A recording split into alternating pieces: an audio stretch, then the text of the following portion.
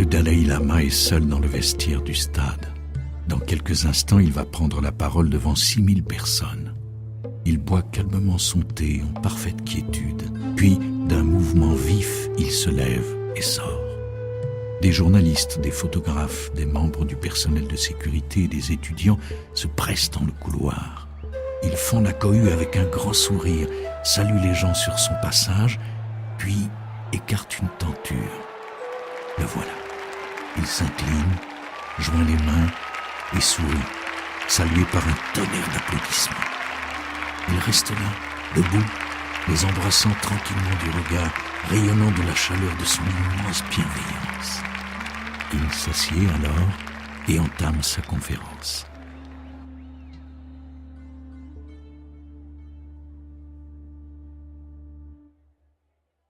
Pour celui qui ne l'a encore jamais vu, c'est une révélation car il sait immédiatement créer une réelle intimité avec son auditoire. Dans ses conférences, il insiste sur l'importance d'entrer en relation avec l'autre en tant qu'être humain, et c'est cette même qualité de relation qui s'est imposée d'emblée lors de notre première conversation à son domicile, car il a le don de mettre son interlocuteur à l'aise et sait instantanément créer un lien simple et direct avec lui. Bien que la rencontre fût brève ce jour-là, je suis ressorti de cette entrevue fort du sentiment que je venais de rencontrer un être absolument exceptionnel. À mesure que mes liens avec le Dalai Lama se sont resserrés au long de toutes ces années, j'ai pu apprécier ses qualités proprement uniques. Une intelligence pénétrante mais dénuée d'artifice, une bienveillance dépourvue d'une sentimentalité excessive, un grand sens de l'humour mais nulle frivolité. Et comme beaucoup de gens, j'ai apprécié la faculté qu'il a d'inspirer plutôt que d'intimider. J'ai la conviction que le Dalai Lama a appris à vivre dans une plénitude et un degré de sérénité que je n'ai jamais constaté chez quiconque. C'est cela qui m'a donné l'envie de cerner les principes qui lui ont permis d'y parvenir. Quand j'ai commencé à réfléchir à ce projet, je l'ai envisagé sous la forme d'un manuel dans lequel le Dalai Lama aurait formulé des solutions simples et claires à tous les problèmes de la vie. Grâce à ma formation de psychiatre, je m'imaginais pouvoir présenter ces conceptions comme un ensemble de principes de vie quotidienne. Mais, au terme de notre série d'entrevues, j'ai renoncé à cette idée car j'ai découvert que sa démarche participait d'une pensée bien plus large et bien plus complexe, susceptible d'intégrer tout ce que la vie peut offrir de nuances, de richesse et de complexité. J'ai peu à peu capté la tonalité singulière et constante de ses propos. C'est celle de l'espoir. Et cet espoir repose sur la conviction que, s'il n'est pas facile d'atteindre le bonheur authentique et durable, la chose est néanmoins possible. J'ai cherché ici à présenter le Dalai Lama à un public essentiellement occidental, sans pour autant m'écarter de mon but, mettre en valeur ce qui, dans sa pensée, peut le mieux s'appliquer à nos existences quotidiennes. Je crois que le véritable but de la vie, c'est le bonheur. Que l'on ait foi dans une religion ou non, nous cherchons tous une vie meilleure. Mais pour la plupart d'entre nous, le bonheur est-il un but raisonnable? Est-il réellement possible de l'atteindre? Oui, je crois que l'on peut atteindre le bonheur par l'exercice de l'esprit. Je suis assez immédiatement sensible à cette idée du bonheur comme but réalisable. Toutefois, le psychiatre que je suis a reçu d'autres nourritures intellectuelles. Au cours de mes études, j'ai rarement entendu prononcer le mot « bonheur », fût-ce à titre thérapeutique. Naturellement, il était question de soulager les symptômes de nos patients, leurs dépressions ou leurs angoisses, de résoudre conflits internes ou problèmes relationnels, mais jamais dans le but explicite de leur ouvrir la voie à la félicité. Dans la conception occidentale assez largement partagée, semble-t-il, le bonheur serait un bienfait mystérieux, pour ainsi dire, tombé du ciel. Dès lors, comment serait-il possible de le cultiver grâce au seul exercice de l'esprit? Quand je parle d'exercer l'esprit, je ne me réfère pas seulement à l'intellect, mais plutôt à l'âme. Cela inclut le sentiment, le cœur et l'esprit. En s'imposant une certaine discipline intérieure, on peut transformer son attitude, ses conceptions et sa manière d'être dans l'existence. On commence par isoler les facteurs qui mènent au bonheur de ceux qui mènent à la souffrance. Après quoi, on s'attache peu à peu à éliminer les facteurs de souffrance et à cultiver ceux qui conduisent au bonheur. Telle est la voie. Mais, me demanderez-vous, une existence fondée sur la recherche du bonheur ne sera-t-elle pas égocentrique par nature, soucieuse de son seul plaisir? Pas nécessairement. En fait, quantité d'études montrent que les gens malheureux ont tendance à être très préoccupés d'eux-mêmes, à se replier, à broyer du noir, à refuser tout en bloc. En revanche, les gens heureux sont plus sociables, souples, créatifs et plus aptes à tolérer les frustrations de la vie quotidienne. Ils se trouvent donc à être plus aimants et plus indulgents que ne le sont les gens malheureux. Partons donc de cette hypothèse élémentaire. Le but de la vie, c'est la recherche du bonheur. Et comprendre comment aller vers une vie plus heureuse va nous apprendre en quoi cette recherche du bonheur se révélera une source de bienfaits tant pour l'individu que pour sa famille et la société au sens large. Qu'est-ce qui détermine notre niveau de bien-être? En fait, quelles que soient les circonstances extérieures, que l'on ait gagné à la loterie ou qu'on soit atteint d'une maladie mortelle, c'est de notre état d'esprit que dépend notre bonheur, de notre perception de la situation, de notre capacité à nous satisfaire de ce que nous avons. Qu'est-ce qui conditionne notre perception d'une situation? En l'occurrence, notre tendance à comparer nous influence fortement. Être satisfait de l'existence dépend souvent du point de comparaison adopté. Regarder en permanence ceux qui sont plus brillants, plus beaux, qui réussissent mieux, engendre l'envie, la frustration et le chagrin. À charge pour nous de retourner ce principe positivement en nous comparant à ceux qui sont moins chanceux et en songeant à tout ce que nous avons. Il est scientifiquement démontré que le simple fait de déplacer le point de vue du sujet et de l'amener à envisager le pire suffit à mieux le satisfaire. Le fait d'être heureux ou non dans la vie est avant tout affaire de mental. Pour le bouddhisme, l'accomplissement repose sur 4 facteurs: la richesse, la satisfaction matérielle, la spiritualité et l'éveil. Ce sont là les 4 éléments constitutifs de la quête du bonheur individuel.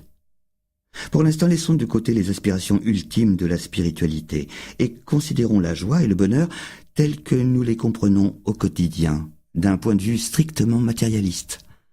À cet égard, la bonne santé est considérée comme indispensable à une vie heureuse. Le confort matériel et l'aisance financière sont également tenus pour des sources de bonheur, de même que les amis, une compagne ou un compagnon. Évidemment, ces bienfaits sont agréables, mais faute d'adopter l'attitude juste et de porter attention au facteur mental, tout cela n'aura que très peu d'impact sur le bonheur à long terme. Par exemple, nourrir au fond de soi une intense colère portera atteinte à la santé. Pour jouir d'une vie heureuse et accomplie, la clé est l'état d'esprit. C'est là l'essentiel. La richesse seule ne garantit ni la joie ni la plénitude.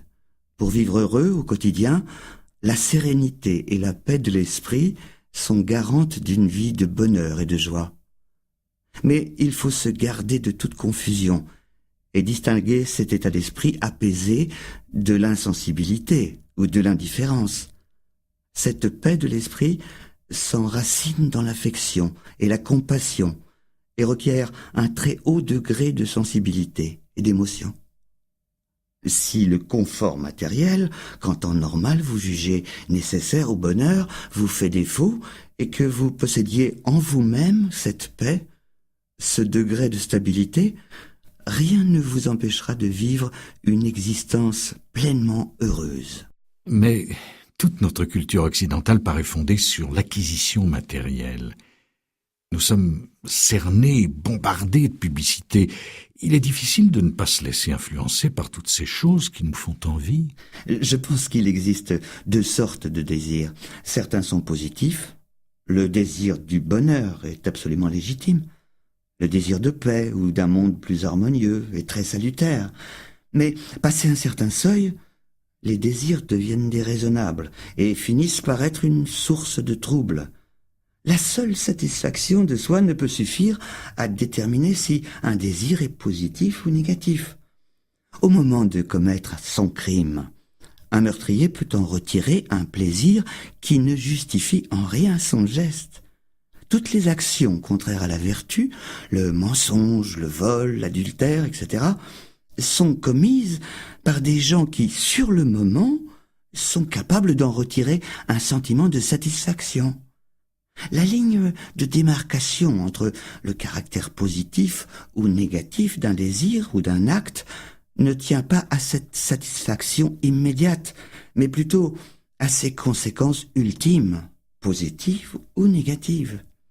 Si, par exemple, notre désir de posséder des biens ne repose que sur une soif insatiable d'acquisition, il mène tout droit à la convoitise, fondée sur une attente démesurée. La convoitise conduit à la frustration, car sa motivation essentielle, c'est l'assouvissement. Mais l'ironie veut qu'une fois obtenu l'objet de son désir, on ne soit toujours pas satisfait. Le seul antidote, c'est le contentement. Le contentement intérieur, ce n'est pas d'avoir ce que l'on veut, mais plutôt de vouloir et d'apprécier ce que l'on a.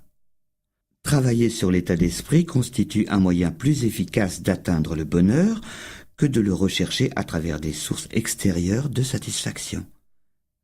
Une autre source de bonheur intérieur, étroitement liée au profond contentement, c'est le sens de sa propre valeur. Envers et contre tout, on demeure un être humain.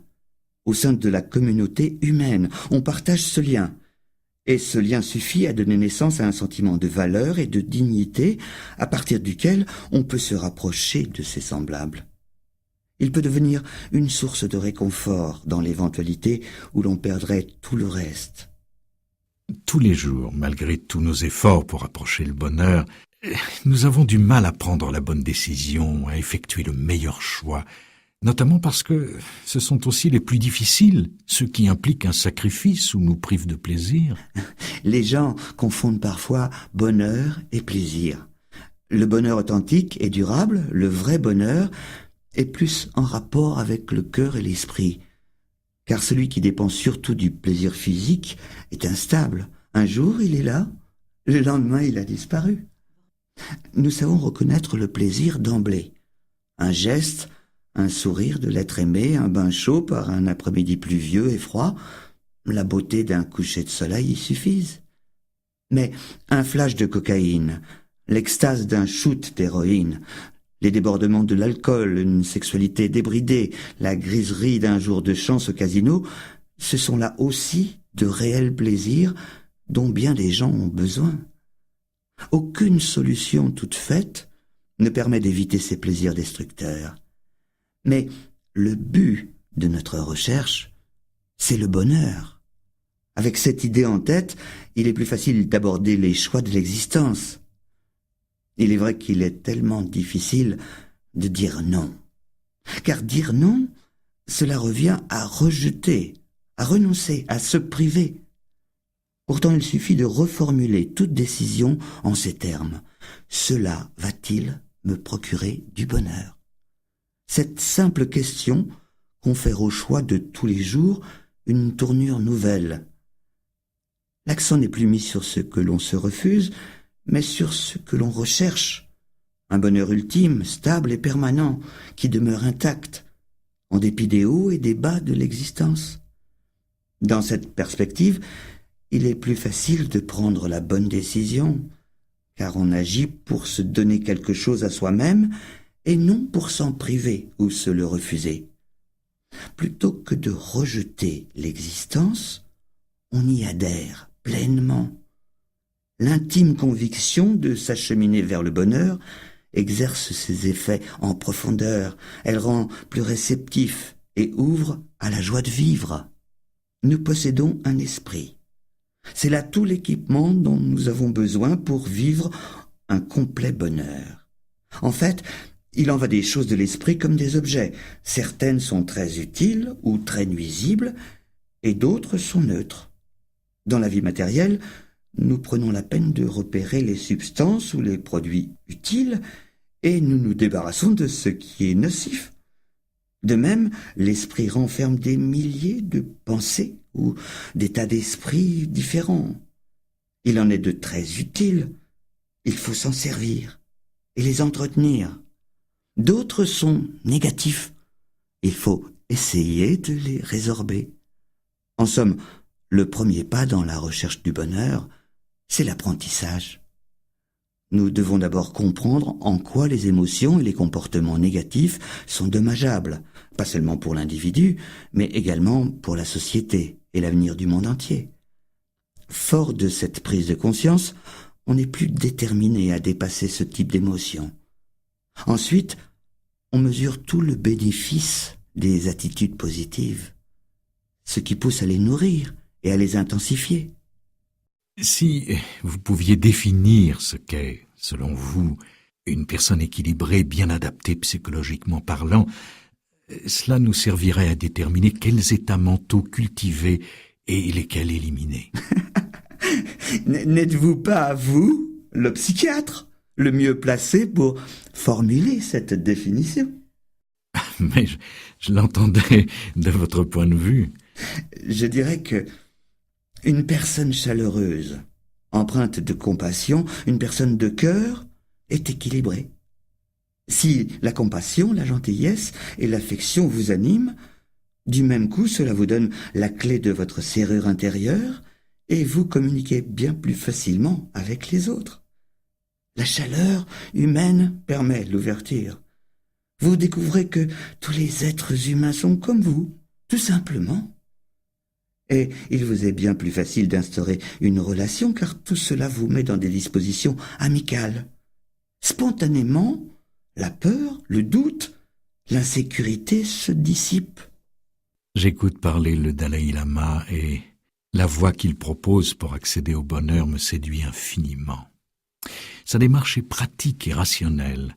Identifier et cultiver les états mentaux positifs. Identifier et éliminer les états mentaux négatifs.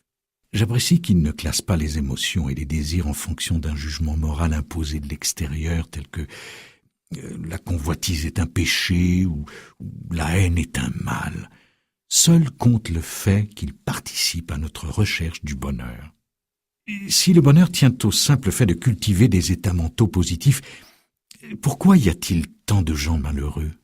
Atteindre le bonheur authentique exige de transformer à la fois le regard que l'on porte sur le monde et sa manière de penser, ce qui n'est pas simple. Pour surmonter des états mentaux négatifs et complexes, il faut avoir la patience de se familiariser avec des pratiques que l'on va devoir répéter à maintes reprises. Transformer l'esprit demande du temps. On commencera par se motiver, par se dire en toute sincérité « Je ne vais pas gâcher cette journée, je vais l'employer de manière plus positive. » Et le soir, avant de se coucher, on se livrera à un petit examen de conscience. Ai-je vécu cette journée comme je l'avais prévu? Si elle s'est déroulée conformément à nos vœux, il convient de s'en réjouir. Si elle s'est mal passée, il importe de regretter et de savoir critiquer ses actes. C'est grâce à des méthodes de ce genre que l'on mettra petit à petit l'accent sur les aspects positifs de l'esprit. En mobilisant nos pensées grâce à de nouveaux modes de réflexion, nous sommes capables de changer la manière de travailler du cerveau. Ce qui est également à la base de l'idée que la transformation intérieure débute par l'apprentissage.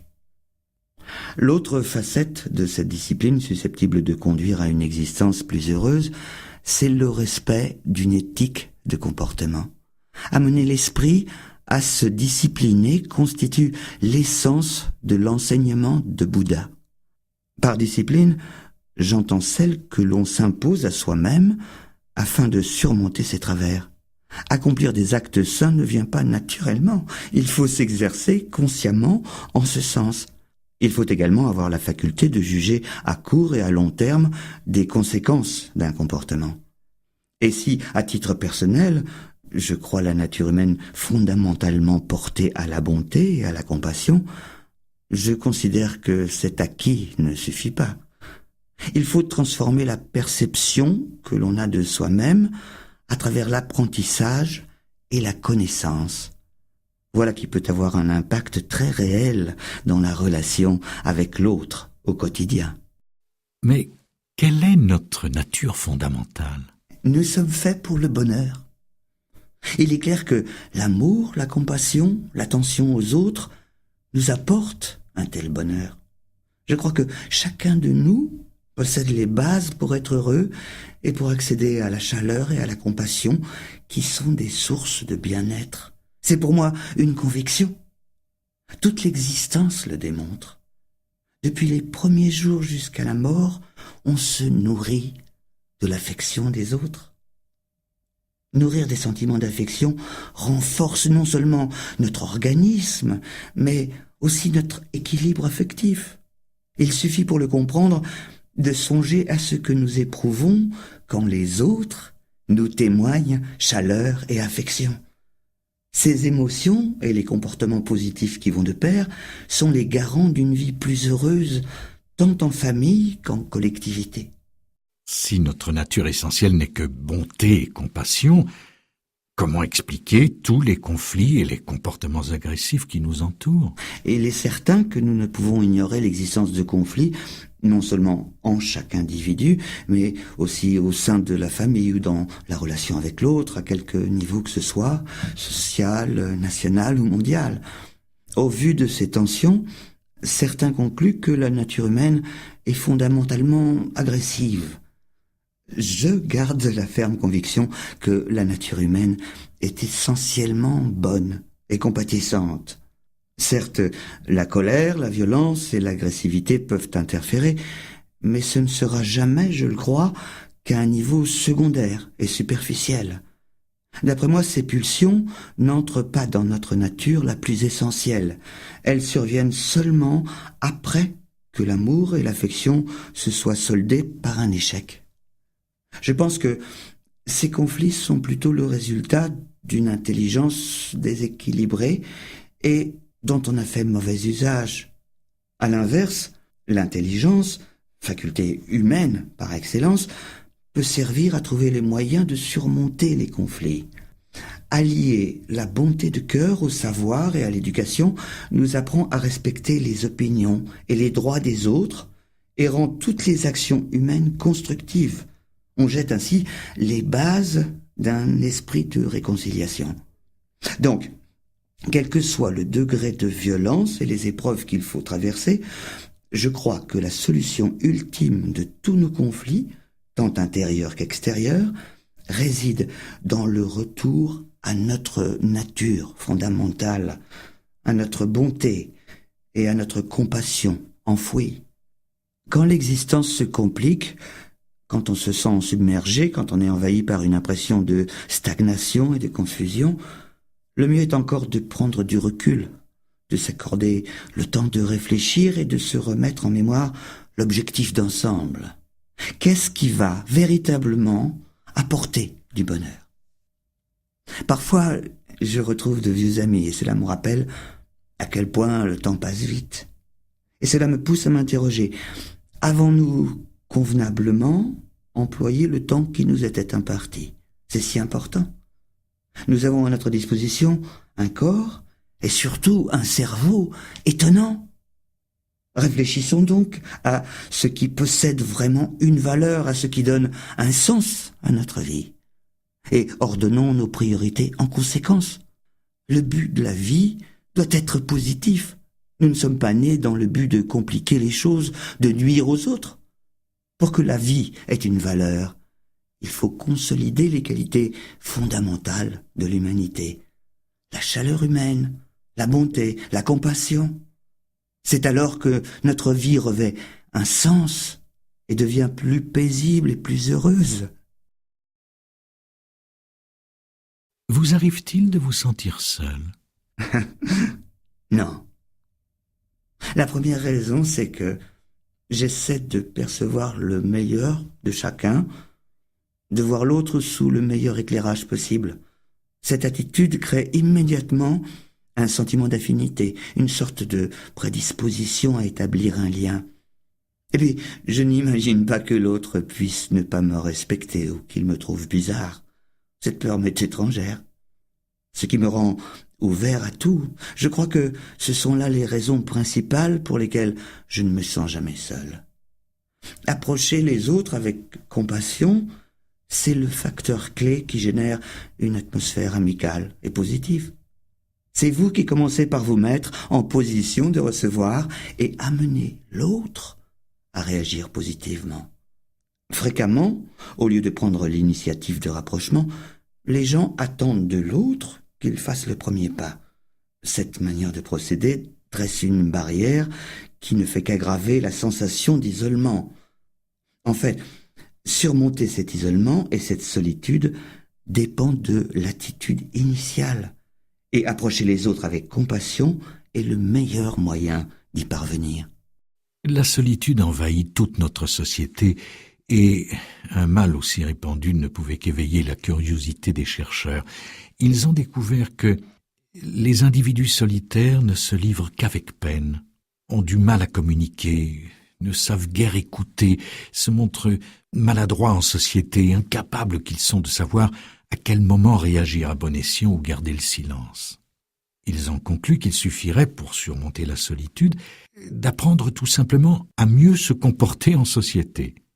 Le Dalai Lama préfère à cette attitude toute extérieure une démarche qui va droit au cœur, comprendre la valeur de la compassion et la cultiver.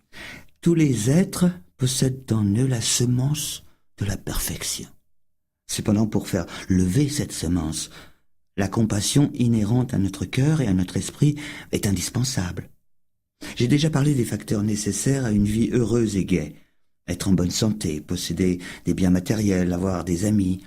À y regarder de plus près, vous vous apercevez qu'en tout cela, nous dépendons des autres.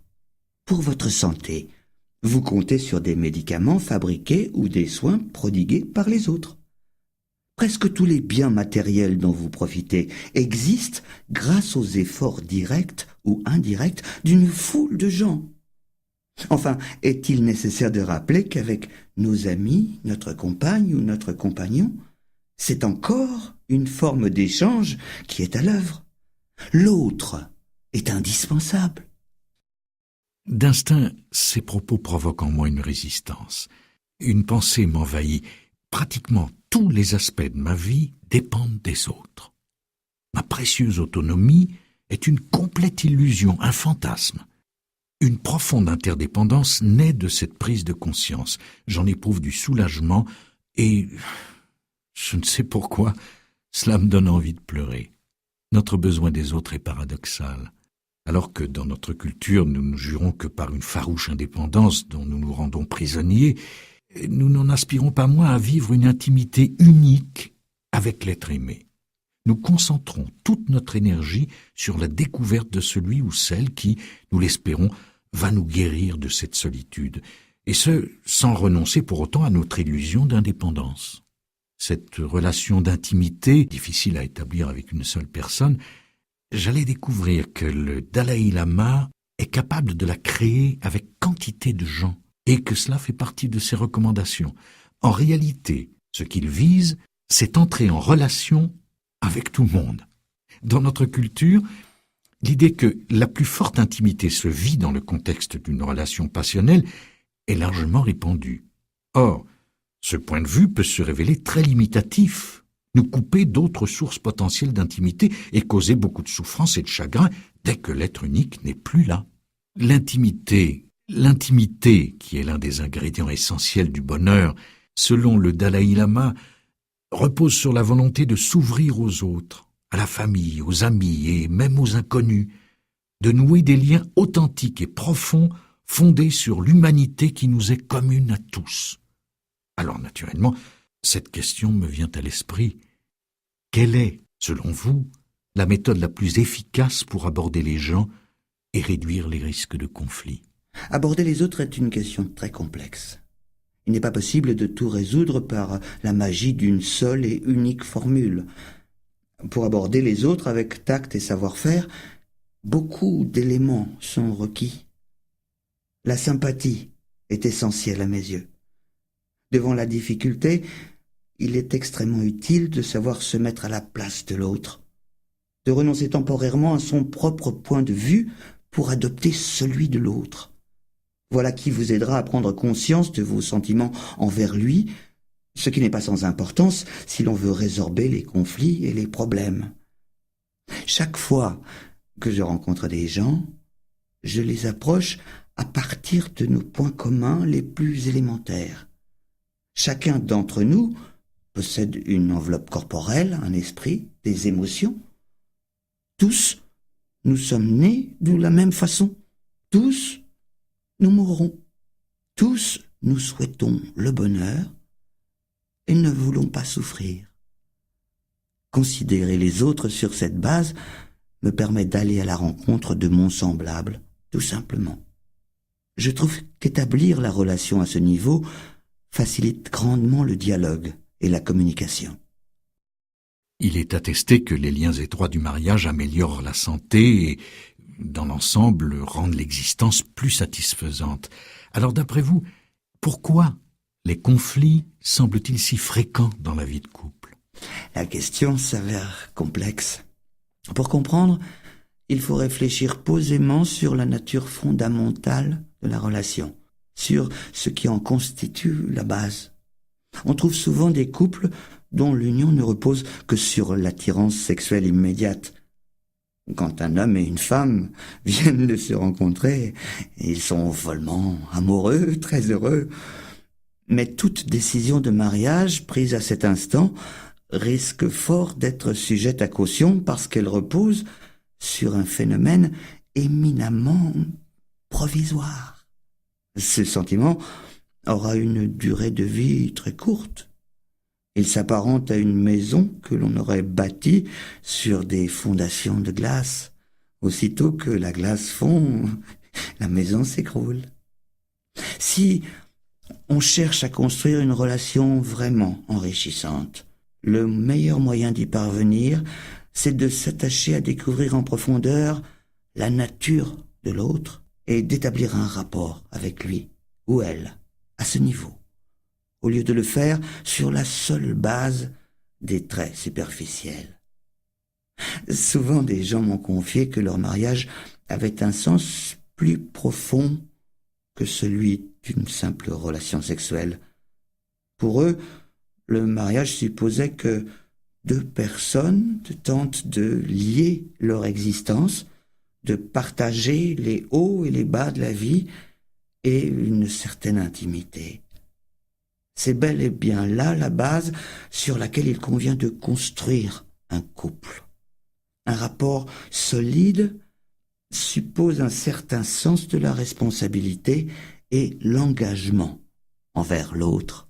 Il en va de même pour les amitiés. Certaines sont fondées sur le pouvoir et la réussite. En ce cas, l'amitié perdure tant que subsiste la richesse ou la position sociale. En revanche, il existe une autre sorte d'amitié qui repose sur un véritable sentiment humain, un sentiment de proximité, intégrant le partage et la communication. C'est là ce que j'appellerais une amitié authentique. Et dans ce genre de relation, la compassion a son rôle à jouer. La compassion se définit sommairement comme un état d'esprit non violent, non offensif, non agressif. C'est une posture mentale fondée sur le souhait de voir les autres se libérer de leurs souffrances et qui va de pair avec le sens de l'engagement, de la responsabilité et du respect d'autrui. Tous les êtres humains caressent le désir d'être heureux et de surmonter leurs souffrances, tout comme nous. Et tout comme nous, ils ont naturellement le droit de réaliser cette aspiration fondamentale. Une fois reconnue cette communauté d'aspiration, il se déploie un sentiment d'affinité et de proximité avec l'autre, qu'il soit perçu comme un ami ou encore comme un ennemi. Cette compassion repose davantage sur les droits fondamentaux de l'autre que sur notre propre besoin d'être aimé en retour.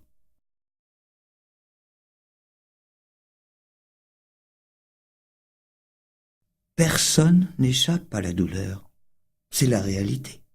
Personne n'échappe à la douleur. C'est la réalité. Que la douleur et la souffrance soient des phénomènes universellement partagés ne les rend pas plus faciles à accepter. Afin de les éviter, les êtres humains ont mis au point une vaste palette de stratégies. Il s'agit parfois de substances chimiques, ou d'alcool, ou de toute une panoplie de mécanismes internes, comme des défenses psychologiques souvent inconscientes qui font office de tampons, mais qui ne font pas disparaître la souffrance. Le Dalai Lama précise son approche de la détresse humaine. Sa démarche consiste à accepter la souffrance comme une donnée naturelle de l'existence pour s'attaquer courageusement au problème, sans détour. Car, en dernière analyse, ne l'oublions pas, il croit en la possibilité de s'en affranchir. Les plus graves tourments de l'existence, ce sont ceux que l'on ne peut pas éviter, comme le grand âge, la maladie et la mort. Je crois utile de s'y préparer en se familiarisant longtemps à l'avance avec les différentes sortes de souffrances que l'on sera amené à rencontrer. Dès que l'on prend la peine de s'y confronter directement, on se met en position d'évaluer la profondeur et la nature du problème. Mais comment supporter l'inattendu, une grande perte comme celle d'un enfant? À un certain degré, cela dépend des convictions de chacun. Si l'on croit en la réincarnation, on peut soulager son chagrin et ses angoisses en tirant consolation de la certitude que l'être cher va renaître.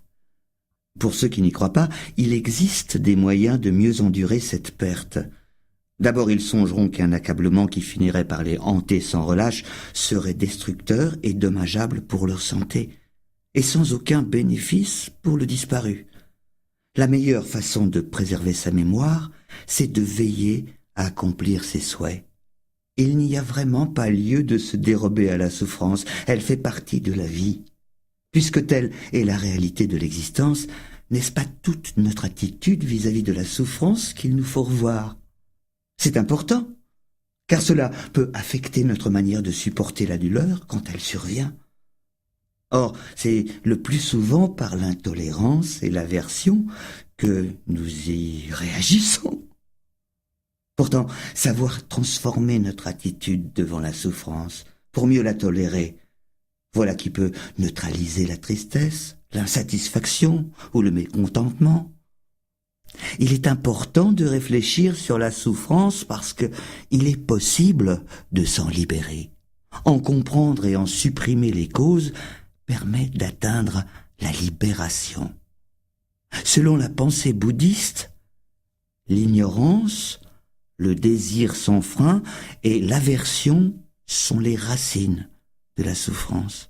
Ce sont là les trois poisons de l'esprit. L'ignorance renvoie à une mauvaise appréciation du moi et de l'ensemble des phénomènes du monde réel.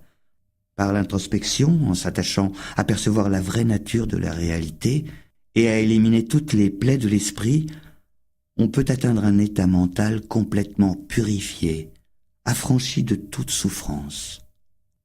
À mesure que la société occidentale a acquis la faculté d'améliorer les conditions de vie matérielles et d'en soulager la rudesse, elle semble avoir engendré un bouleversement de la perception. Dès lors que la souffrance devient moins visible, elle n'est plus tenue pour une part fondamentale de la nature humaine, mais plutôt vue comme une anomalie, le signe de l'échec d'un système, une atteinte à notre droit au bonheur garanti. Ce type de pensée est perfide. Bien sûr, vouloir s'affranchir de la souffrance est le corollaire du désir d'être heureux. Mais tant que nous verrons en celle-ci un état contre nature, une situation anormale que nous redoutons, que nous évitons et rejetons, nous n'en débusquerons jamais les causes. Il est des souffrances inévitables et d'autres que nous créons. Trop souvent, nous perpétuons notre douleur, nous l'alimentons mentalement en rouvrant inlassablement nos blessures, ce qui ne fait qu'accentuer un sentiment d'injustice. Le Dalai Lama évoque cette propension à envenimer notre souffrance en ces termes. Lorsque nous éprouvons de l'aversion ou de la colère à l'égard de quelqu'un, si nous traitons la chose avec indifférence, il est peu vraisemblable que cela s'envenime.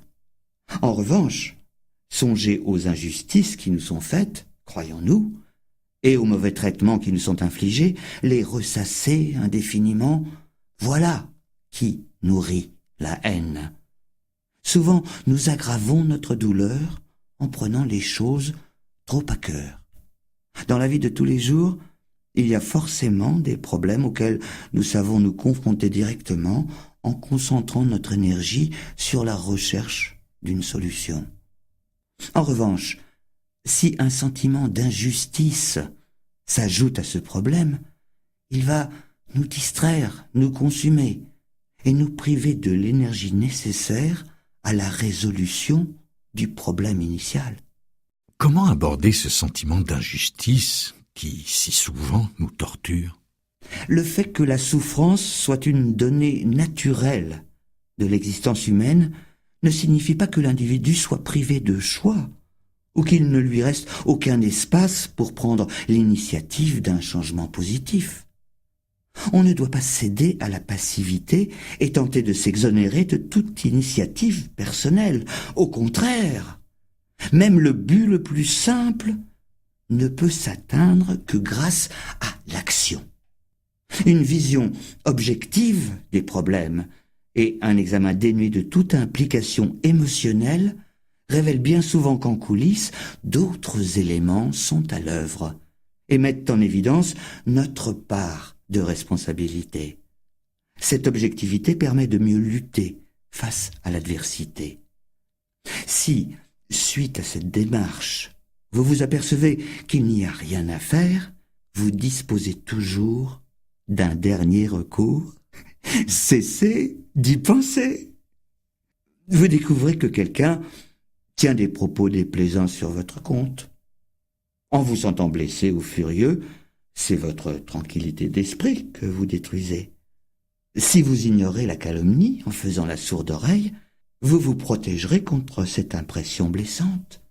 Certes, vous ne pouvez pas toujours éviter les situations délicates, mais vous avez la latitude d'atténuer l'ampleur de la souffrance en choisissant de ne pas réagir. Une autre source importante de souffrance dont j'aimerais vous parler est la culpabilité. Reconnaître sincèrement ses torts peut aider à rectifier ses erreurs et à se corriger. En revanche, laisser le regret dégénérer en culpabilité excessive et s'accrocher au souvenir de ses fautes passées en persistant dans l'auto-accusation et la haine de soi ne servira qu'à se punir et à alimenter sa propre souffrance. La culpabilité survient quand on se convainc d'avoir commis une erreur irréparable. Or, rien ne persiste indéfiniment. La vie est changement.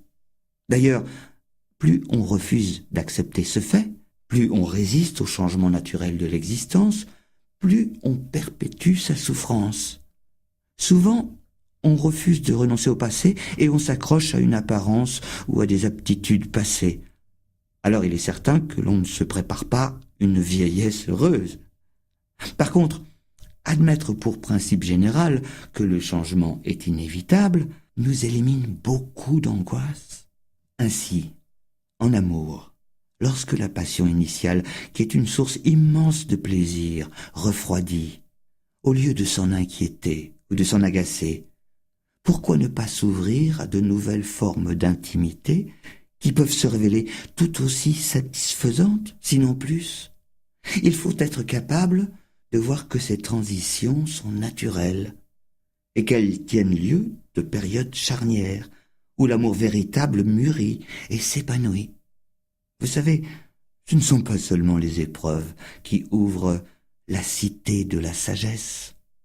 Un des instruments les plus puissants dont nous disposons pour démêler les problèmes de la vie de tous les jours, c'est la capacité de changer de perspective pour considérer une situation délicate d'un point de vue plus avantageux. Il ne faut jamais oublier que chaque phénomène, chaque événement, possède plusieurs facettes. Tout est relatif. Prenons mon propre cas. J'ai perdu mon pays. Vu sous cet angle, la perte est tragique. Et il y a pire que mon sort personnel, car entre-temps, mon pays, lui, continue de subir des ravages. En revanche, si je considère le même événement sous un autre angle, je m'aperçois qu'il m'ouvre des perspectives. Ma vie de réfugié m'exempte des formalités, des cérémonies, du protocole, et me crée quantité d'occasions nouvelles de rencontrer des gens ayant d'autres traditions religieuses, d'autres modes de vie. Souvent, au moindre écueil, on rétrécit sa vision. On s'imagine être le seul à en passer par de telles difficultés. Cette illusion conduit à une sorte d'égocentrisme qui, à son tour, ne fera que rendre le problème encore plus aigu. Le Dalai Lama n'allait pas en rester là. Il ne tarda pas à me proposer une leçon plus importante encore. Comment totalement transformer son attitude envers un ennemi et apprendre à l'aimer. L'ennemi joue un rôle crucial. On doit s'efforcer de ne nourrir aucune haine envers lui, et plutôt de le saisir comme une chance qui s'offre à nous de raffermir notre patience et notre tolérance. D'ordinaire, ce ne sont pas nos amis qui nous mettent à l'épreuve. Seuls nos ennemis détiennent ce privilège et méritent d'être considérés comme les grands éducateurs qui nous fournissent cette capacité de résistance si nécessaire à la croissance. Car véritablement, c'est le combat de l'existence qui fait de nous ce que nous sommes. Changer de perspective, apprendre à voir ses soucis ou ses ennemis sous un autre angle est une faculté qui est nourrie par la souplesse d'esprit. Le suprême avantage de cette souplesse d'esprit, c'est qu'elle permet d'embrasser toute l'existence, de se montrer pleinement humain, d'être pleinement en vie. Chacun peut développer cette faculté. Elle repose directement sur les efforts que nous accomplissons pour élargir notre vision des choses en essayant d'y intégrer de nouveaux points de vue. Le résultat final en est la conscience simultanée de notre situation personnelle et du tableau d'ensemble. Cette vision concomitante du vaste monde et de notre petit univers fonctionne comme une gare de triage. Elle nous aide à distinguer ce qui est important dans la vie de ce qui ne l'est pas. Être souple et savoir élargir le champ requiert une capacité de traiter les problèmes à plusieurs échelons, individuels, collectifs et global. Ainsi, minimiser la haine, c'est comme procéder à un désarmement intérieur, et celui-ci doit aller de pair avec un désarmement extérieur. Il existe une relation de réciprocité entre la souplesse d'esprit et l'aptitude à changer de point de vue. Un esprit souple aide à aborder les problèmes sous plusieurs angles, et à l'inverse, considérer les problèmes sous plusieurs angles revient en quelque sorte à exercer l'esprit à la flexibilité. Se caractérise par des changements inattendus, aussi subits que violents. Cela peut être une question de survie. Sur l'échelle de l'évolution, les espèces plus adaptables aux mutations de l'environnement qui ont survécu et prospéré. Approcher l'existence avec souplesse est une recette fondamentale pour accéder à l'équilibre. L'équilibre, le savoir-faire, le soin d'éviter les extrêmes sont des données capitales de la vie quotidienne qui ont également leur importance dans tous les domaines de l'existence, car l'excès ou le manque peuvent avoir des effets destructeurs similaires. Viktor Frankl, un psychiatre juif emprisonné par les nazis durant la Seconde Guerre mondiale, déclara un jour que l'homme peut survivre à toutes les souffrances tant qu'il peut y déceler un sens. Trouver une signification à la souffrance est certes une méthode puissante pour faire face aux périodes les plus sombres de l'existence. Mais ce n'est pas une tâche aisée. Souvent, la souffrance semble dénuée de signification et paraît frapper au hasard, aveuglément. Quand on est en proie à la douleur, toute l'énergie se concentre sur la recherche d'une issue. Les périodes de crise aiguë ou de tragédie, on les juge injustes et dépourvues de sens. Heureusement, il est d'autres moments, avant ou après une épreuve, où l'on n'a plus de latitude pour comprendre. C'est pourquoi on recherchera le sens caché de la souffrance quand tout va bien, afin de mettre toutes les chances de son côté pour en récolter les fruits. Un arbre qui plonge loin ses racines résistera au plus violent des orages. En revanche, il ne peut faire croître ses racines juste quand l'orage pointe à l'horizon. Malgré la répugnance universelle qu'elle inspire, il ne fait pas de doute que notre souffrance peut fortifier et approfondir notre expérience de la vie. Martin Luther King n'a-t-il pas dit un jour « Ce qui ne me détruit pas me rend plus fort ». Et s'il est naturel de reculer devant la souffrance, encore faut-il garder à l'esprit qu'elle peut aussi nous mettre au défi et faire ressortir le meilleur de nous-mêmes. Quant à la douleur physique, il ne faut pas oublier qu'elle est avant tout un mécanisme biologique remarquable, complexe et harmonieux, prévu pour nous avertir et nous protéger des dégâts infligés à l'organisme. C'est justement la sensation pénible qui alerte le corps et nous contraint à régler le problème. Finalement, songez que notre souffrance constitue l'élément le plus fondamental que nous partageons avec les autres, et qu'elle agit au plan général comme une force unificatrice qui nous relie à toutes les créatures vivantes. Peut-être faut-il voir là une signification suprême. Nous avons discuté la possibilité de parvenir au bonheur en travaillant à éliminer nos comportements et nos états d'esprit négatifs. De manière générale, comment s'y prendre pour accomplir les changements positifs nécessaires? D'abord, apprendre, c'est la première étape. Comprendre que les émotions et les attitudes négatives nuisent au bonheur.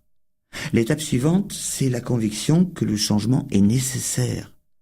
Cette conviction se transformera en détermination, puis la détermination en action.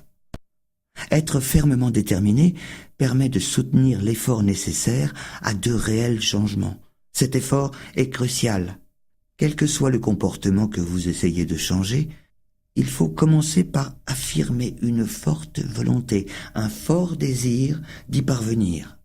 Il s'agit d'être enthousiaste. Et là, le sentiment de l'urgence est un élément clé. Voyez comment la connaissance des graves conséquences du sida a créé un sentiment d'urgence qui a changé le comportement sexuel de bien des gens. De même, l'éducation du public sur les effets nocifs du tabac ont eu aussi des répercussions.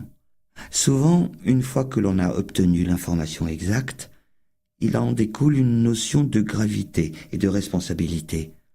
Ce sentiment d'urgence peut donc constituer un élément vital du changement et communiquer une incroyable énergie, pas seulement au niveau personnel, mais aussi à l'échelle de la collectivité et de la planète.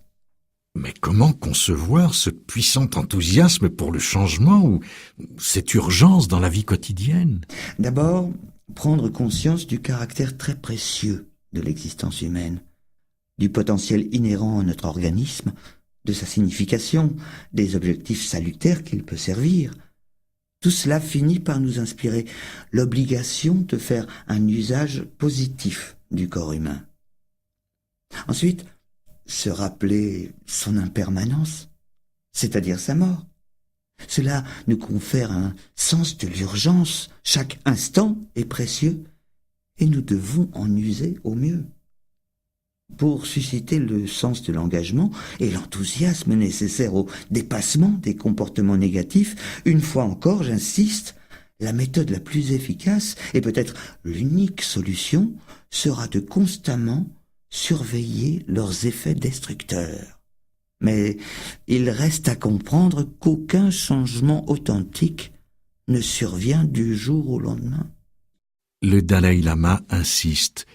Une authentique transformation intérieure exige un effort soutenu. Il s'agit là d'un processus graduel qui contraste nettement avec les techniques ou les thérapies minutes qui ont proliféré dans la culture occidentale au cours des dernières décennies.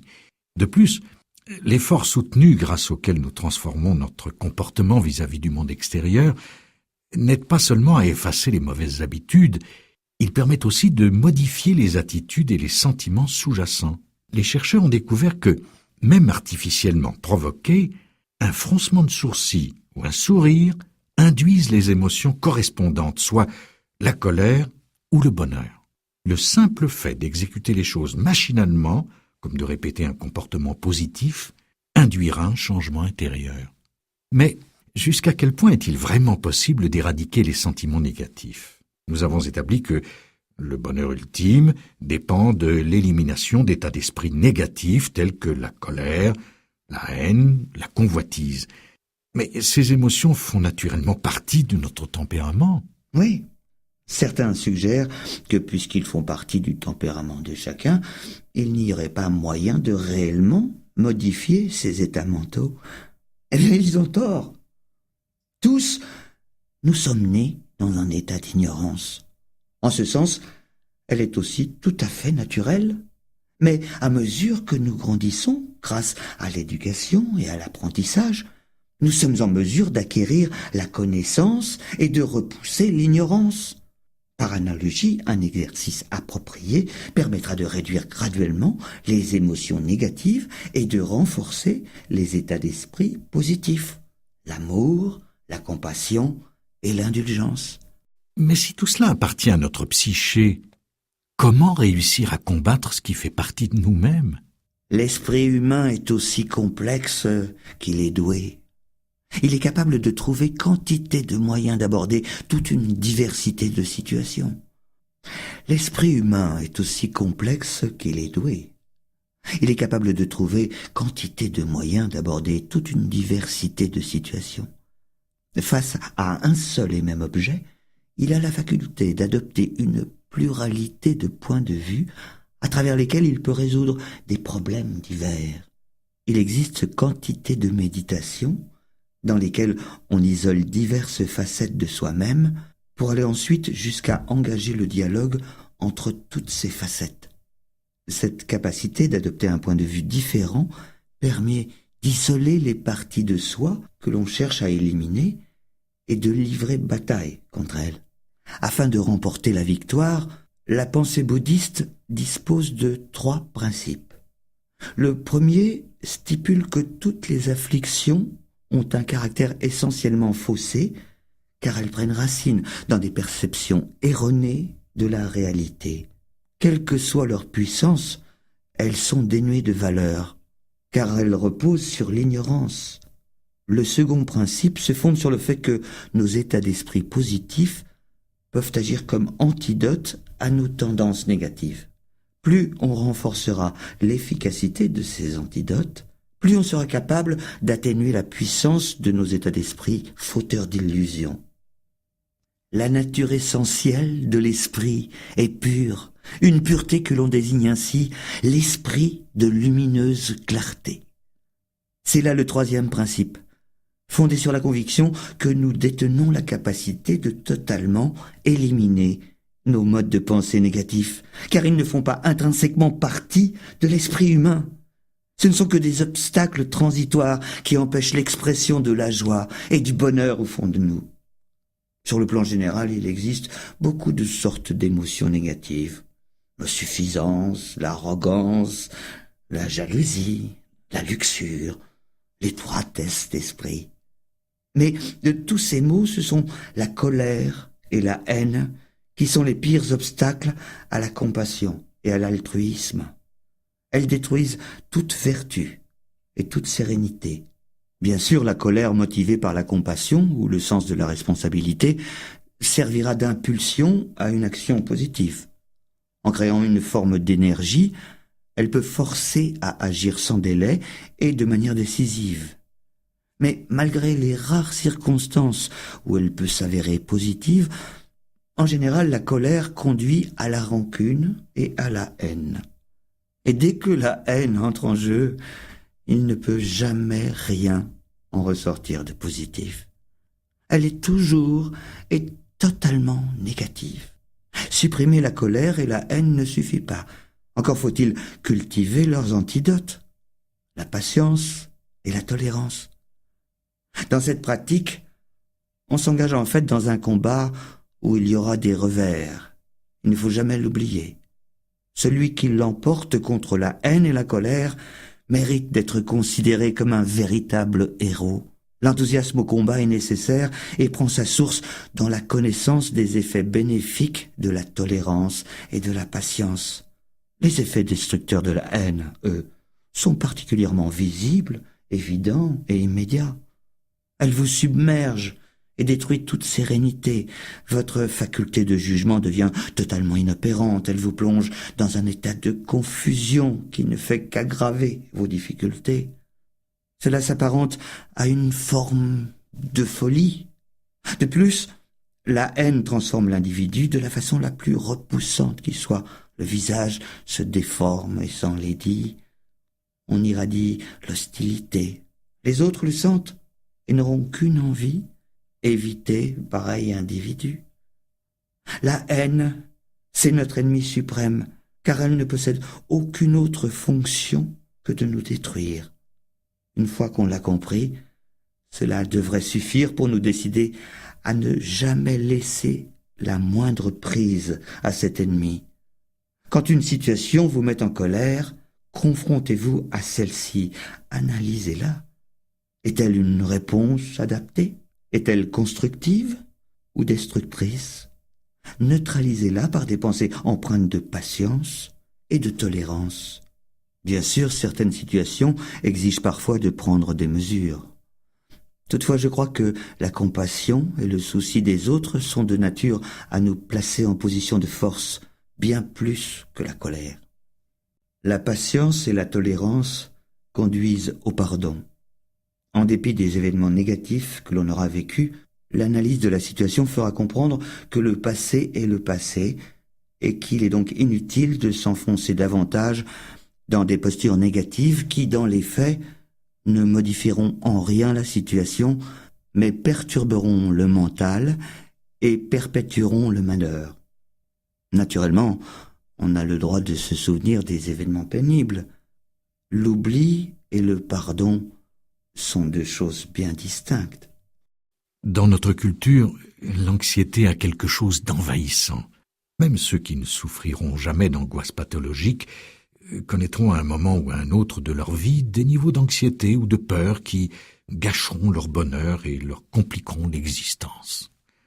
J'étais impatient d'aborder le sujet avec le Dalai Lama. Certains types de peurs sont d'une grande authenticité et reposent sur des raisons valables, que ce soit par exemple la peur de la violence ou de l'effusion de sang. D'un autre côté, certaines peurs sont nos propres créations et reposent essentiellement sur des projections mentales. Elles sont très enfantines, ces peurs-là. C'est pourquoi il faut se servir de sa capacité de raisonnement pour tâcher de détecter si chaque peur repose sur une base valable ou non. Pour la plupart, ce qui nous ronge, c'est une anxiété diffuse touchant à toute une série de problèmes quotidiens. Personnellement, l'une des approches que je trouve assez salutaire pour résorber cette sorte d'anxiété, c'est de s'attacher à cultiver la pensée que voici. Si le problème ou la situation sont tels que je ne puis y remédier, alors cela ne sert à rien de m'en soucier. À l'inverse, s'il existe une solution, il est plus raisonnable de dépenser son énergie à rechercher cette solution qu'à se faire du souci. Plus on accepte cet état de fait, plus on se facilite les choses, ce qui implique naturellement de bien vouloir se confronter directement au problème, sans quoi on ne sera jamais en mesure d'évaluer s'il existe ou non une solution. De plus, j'ai découvert que la motivation sincère agit comme un antidote pour résorber la peur et l'anxiété. Aussi, lorsque je suis tendu avant de prendre la parole, je me rappelle que le but de cette conférence, c'est d'être bénéfique aux autres et non pas de faire étalage de mes connaissances. Ainsi, pour les questions que je ne comprends pas exactement, Je me contente de reconnaître que, pour moi, la chose est difficile. Fort de cette motivation, je n'ai pas à me soucier de passer pour un sot ou à me préoccuper de ce que les autres pensent de moi. Le Dalai Lama s'attache essentiellement à remodeler la motivation sous-jacente de chacun pour la réorienter vers la compassion et la bonté. Dans son système de pensée, plus on est motivé par l'altruisme, moins on a peur face aux circonstances les plus anxiogènes. Le seul fait de prendre du recul, simplement pour s'assurer que l'on ne veut de mal à personne et que l'on est sincèrement motivé, suffit à diminuer l'anxiété dans les situations de la vie courante et à nous donner la confiance nécessaire pour y faire face. La confiance en soi est d'ailleurs un autre élément déterminant de l'anxiété. La confiance en soi est capitale pour atteindre ses objectifs, qu'il s'agisse d'un diplôme universitaire, de monter une affaire qui marche, de bâtir une relation satisfaisante ou d'exercer l'esprit au bonheur. C'est elle qui nous donne l'intrépidité d'esprit qui accompagne l'accomplissement des plus hautes ambitions. Par contre, le manque de confiance en soi inhibe nos efforts et inversement, l'excès de confiance conduit à prendre des risques inconsidérés et mène souvent à une forme d'arrogance qui éloigne les autres. En général, la suffisance et l'arrogance ont des conséquences négatives. Pour les combattre, le moyen le plus efficace, c'est de songer à la multitude de disciplines dont nous n'avons pas la moindre connaissance. D'un autre côté, je pense qu'être honnête avec soi ou envers les autres sur l'étendue de nos capacités doit suffire à neutraliser l'impression d'être inadéquat et le sentiment de manquer de confiance. Il me semble en effet que l'honnêteté et la confiance en soi sont étroitement liées. En étant animé par un authentique souci des autres et le désir d'être utile, on sera plus ouvert, car moins anxieux à l'idée d'être révélé ou exposé aux yeux des autres. Mais pour réaliser ce désir d'être utile, il faut avoir au préalable un moi affirmé et une grande confiance en soi. Cette confiance-là aura des conséquences positives. Prendre conscience de sa propre valeur, honnêtement et sans crainte, peut être une arme puissante contre le doute et le manque de confiance en soi. Au-delà du manque de confiance en soi, la haine de soi sévit dans toute la culture occidentale. J'ai voulu aborder ce sujet avec le Dalai Lama et sa réaction initiale face à ce phénomène fut aussi révélatrice que réconfortante. L'existence de la haine de soi lui était tout simplement inconnue. Alors que nous croyons ce problème profondément enraciné dans la psyché humaine, je découvrais qu'elle peut rester pratiquement ignorée de cultures entières. Cette réalité doit nous rappeler à quel point cette disposition mentale perturbante, comme tous les autres états mentaux négatifs que nous avons abordés, ne fait pas intrinsèquement partie de l'esprit humain. Nous ne sommes pas nés avec. On peut s'en défaire. Il faut réfléchir au fait que tous les êtres, y compris soi-même, possèdent en eux la nature du Bouddha, le potentiel de la perfection, du complet éveil. Aussi longtemps que nous sommes conscients de ce don merveilleux qu'est l'intelligence humaine et de notre capacité d'en faire un usage positif, alors, en un sens, nous possédons la santé mentale intérieure, une force intérieure qui tient justement à la conscience de détenir ce grand potentiel humain. Cette prise de conscience peut agir comme une sorte de mécanisme intégré qui nous permet de faire face à toutes les difficultés, sans perdre espoir ou sombrer dans la haine de soi.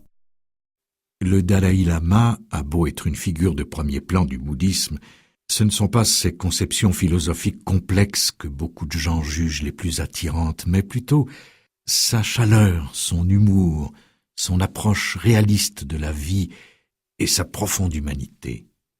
En dépit de sa position, celle d'une des personnalités religieuses les plus marquantes de la planète, le ton de nos conversations est simplement demeuré celui de deux êtres humains discutant des problèmes qui nous sont communs à tous. Je crois essentiel de prendre la pleine mesure de notre potentiel d'êtres humains et de reconnaître l'importance de la transformation intérieure. On doit y parvenir à travers ce qu'on pourrait appeler un processus de développement mental. Parfois, c'est ce que j'appelle avoir une dimension spirituelle dans sa vie. Que l'on soit bouddhiste ou que l'on appartienne à une autre religion, pourquoi met-on toujours tellement l'accent sur la prière dans la vie spirituelle? Selon moi, la prière est avant tout un aide-mémoire journalier de nos principes et de nos convictions les plus profonds. Il peut y avoir 2 niveaux de spiritualité. Le premier est en rapport avec nos convictions religieuses. Mais nous sommes plus de 5 milliards d'êtres humains en ce monde, tous différents et avec une telle multiplicité de situations individuelles. En un sens, je crois que ce dont nous avons besoin, c'est de 5 milliards de religions différentes. Chaque individu devrait veiller à s'engager dans le cheminement spirituel le mieux adapté à ses dispositions mentales, à ses inclinations naturelles, à son tempérament, à ses convictions, à sa famille et à son milieu culturel. Le but de la religion, c'est le bienfait des gens. Mais je pense que si nous n'avions qu'une seule religion, après un certain temps, elle cesserait d'être bénéfique. C'est pourquoi nous devons apprécier à leur juste valeur toutes les grandes traditions religieuses de la planète et devons tenter de développer des liens plus étroits entre elles. C'est là un effort collectif que nous pouvons faire pour le bien de l'humanité. Il y a tant de choses qui nous divisent, tant de problèmes dans le monde. La religion devrait servir de remède pour aider à résorber les conflits et la souffrance du monde, au lieu d'être une source de conflits supplémentaires. Les convictions religieuses ne suffisent pas à garantir le bonheur et la paix. Et comme elles peuvent tout aussi bien engendrer la division, la haine et la guerre, il est facile de perdre toute foi dans les institutions religieuses. Ce danger m'a conduit à donner des leçons spirituelles qui soient universellement applicables par tout individu, sans distinction de religion, qu'il en ait une ou pas. Car il y a un autre niveau de spiritualité, que j'appellerais la spiritualité élémentaire. Il s'agit des qualités humaines de base, la bonté, la gentillesse, la compassion, le souci des autres. Que l'on soit croyant ou non croyant, cette sorte de spiritualité est essentielle. En tant que membres de la famille humaine, nous avons tous besoin de ces valeurs spirituelles élémentaires. Sans elles, notre existence est rude et très desséchée. On ne peut être heureux, notre famille souffre, et au bout du compte, c'est la société tout entière qui n'en sera que plus perturbée. Il est donc crucial de cultiver ces valeurs spirituelles de base. La vraie spiritualité est une attitude mentale que vous pouvez pratiquer à tout moment. Par exemple, si dans une situation donnée, vous êtes tenté d'injurier quelqu'un, alors prenez immédiatement vos précautions et retenez-vous. Si vous êtes sur le point de perdre votre calme, soyez attentif et dites-vous « Non, ce n'est pas la bonne façon de faire. » C'est là, en fait, est déjà une pratique spirituelle qui, vue sous ce jour, vous apparaîtra possible et applicable en tout temps. On peut tout à fait, sans religion aucune, être un bon être humain, un être sensé, doté d'un sens de la responsabilité et de l'engagement, en vue d'un monde meilleur et plus heureux.